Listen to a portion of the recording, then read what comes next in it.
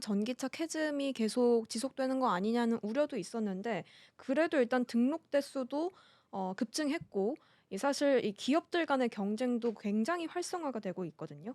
하지만 이 활성화되고 있는 경쟁 구도에서 특히 중국 업체가 아주 두각을 내세우고 있습니다. 지금 BYD 이야기하시는 거죠? 네. BYD도 그렇고 지리도 그렇고 음. 정말 무섭게 치고 올라오고 있거든요.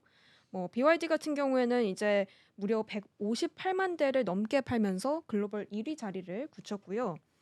지리는 전년 대비 77% 급증 2위에 안착했습니다. 하지만 이제 과거에 전기차 상징이었던 우위를 점했었던 테슬라는 3위로 밀려나는 모습을 확인할 수 있습니다. 테슬라는 뭐 전년 대비 많이 인도량이 감소했죠. 그러니까 지금 이 차트를 보면 너무 재미있는 게 테슬라 같은 경우에는 일론 머스크가 2008년도경에 사실상 CNN 기자가 이런 질문을 했었어요.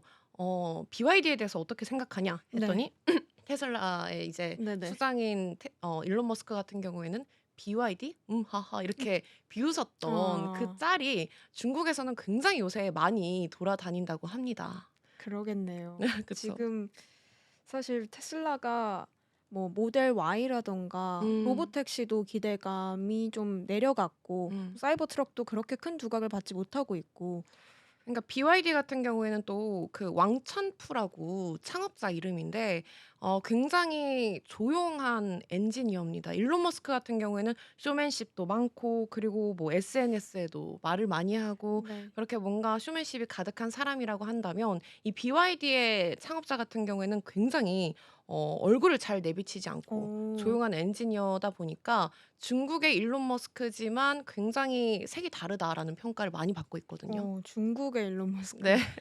네. 결국에는 이제 뭐 테슬라는 3 위로 밀려났고 이 모델 Y 판매가 22% 넘게 줄었다고 합니다. 음. 뭐 말씀해 주신 것처럼 정치적인 발언들도 계속해서 이 기업에 대한 리스크를 주고 있는 거죠. 오너 리스크가 가장 심한 나스닥 상장 기업이 아닌가라는 생각이 들거든요. 네 맞습니다. 또 여기 이 표를 좀 살펴보시면 그래도 현대차 그룹이 7 위를 좀 자리하고 있습니다. 한국 완성차도 뭐 존재감이 좀 눈에 띄고 있는데 현대차 같은 경우에는 24만 대 이상을 좀 판매하면서 7 위를 기록하고 있고 특히 이제 인기 모델 같은 경우에는 뭐 아이오닉 5나 EV3 같은 모델들이 좀 그래도 좋은 반응을 얻고 있다고 합니다. 뭐 사실 이 표에서는 7 위를 차지하고 있지만 북미 시장에서는 뭐 제너럴 모터스랑 테슬라를 이어서 3 위에 또 기록하는 모습을 보이기도 하거든요. 계속 좀 의미 있는 존재감을 그래도 한국 기업도 내세우고 있는 것 같습니다. 여기에 더해서 이제 전기차의 필수품인 이 배터리 시장도 좀 한번 살펴봐야겠죠. 배터리 전쟁도 사실 치열합니다. 전기차 시장이 커질수록 이 배터리도 당연히 함께 주목을 받게 되는데요. 이제 올해 1월부터 5월까지 전 세계 전기차 배터리 사용량은 400 기가와트시를 돌파했습니다. 근데 이 안에서도 중국이 1, 2위를 차지하고 있습니다. 뭐 BYD 여전히 뭐 이 부분에서 2위 차지하고 있고요.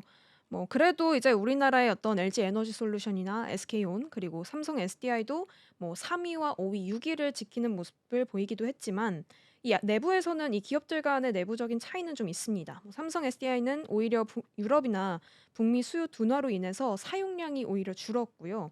뭐 SK온은 현대차와 포드, 폭스바겐 덕분에 양호한 흐름을 보이고 있고 LG 엔솔 같은 경우에는 이제 테슬라 수요 감소가 좀 있긴 했지만 그 영향을 직접적으로 많이 받지는 않은 것 같습니다. 전체적으로는 좀 성장세를 유지하는 모습이었습니다. 자, 이렇게 두 가지 표에서 좀 계속해서 살펴보시면 전기차와 배터리 부문에서 중국이 정말 시장을 음. 주도하고 있다라고 말해도 과언이 아니거든요. 그쵸. 지금 BYD와 뭐 테슬라의 싸움이 아니라 어떻게 보면은 이 둘의 싸움이 판매량 게임이 아니라 미국과 중국이라는 양대 경제권 기술의 패권 싸움이 아닌가라는 평가를 받고 있기 맞습니다. 때문에 이 전기차 혁신이 과연 앞으로 중국이 될지 그리고 미국이 될지가 중요한 관전 포인트가 되겠다라는 생각이 들어요. 네. 사실 이 BYD 같은 경우에는 소형 전기차 시거를 이제 내세우고 있는데 저렴하죠. 네. 이 출시 27개월 만에 100만 대를 벌써 판매를 오. 돌파했고요. 뭐 유럽에서도 이 가성비 킹이라고 불리고 있다고 합니다. 사실 개인적으로 뭔가 중국산 제품에 있어서 전기차를 쉽사리 손이 안 갈 것 그쵸. 같거든요. 아직 이 브랜드 인식이 음. 한국에서는 그렇게 좀 두각을 나타내지는 못하고 있는데 그쵸. 세계적으로 봤을 때는 점점 경쟁력이 나오고 있는 것 같습니다. 이 중국 정부는 이 경쟁력이 없는 전기차 업체는 또 퇴출시키고 BYD 같은 강자에게만 집중 지원하는 방식으로 시장 구조 조정을 좀 추진하고 있기까지 하거든요. 결국에는 이제 소수의 전기차 공룡 같은 이 BYD 같은 기업들만 살아남는 구조가 된다면 글로벌 시장을 독식할 수도 있겠다라는 시선도 나오고 있습니다. 자, 근데 반대로 이제 좀 전에 앞부분에 예고를 드렸지만 미국은 오히려 전기차 산업이 뒤로 밀려나고 있습니다. 사실 이 전기차는 다른 차량보다 출고 가격이 높잖아요. 그래서 정부의 어떤 보조금이나 지원금이 필수적인데 그래서 이 바이든 행정부 때 추진했던 IRA 법안이 음. 도움을 많이 줬거든요. 그쵸. 하지만 이제 간밤에도 알 수 있듯이 이 법안이 축소가 되는 게 거의 확실시 되었죠.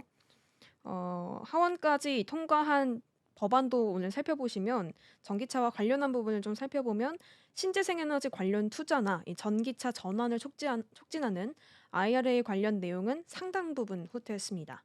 뭐 전기차를 새로 사거나 렌트할 때 최대 7,500달러를 지원하고 중고차를 살 때는 4,000달러를 혜택을 주겠다라는 세액공제 제도가 있었는데 이게 거의 축소되고 9월 말까지만 유지된다고 하더라고요. 원래는 이게 2032년까지 혜택이 유지되는 거였는데 정말 대폭 그 기한이 축소되면서 음. 큰 타격을 좀 피하기는 어렵게 됐습니다.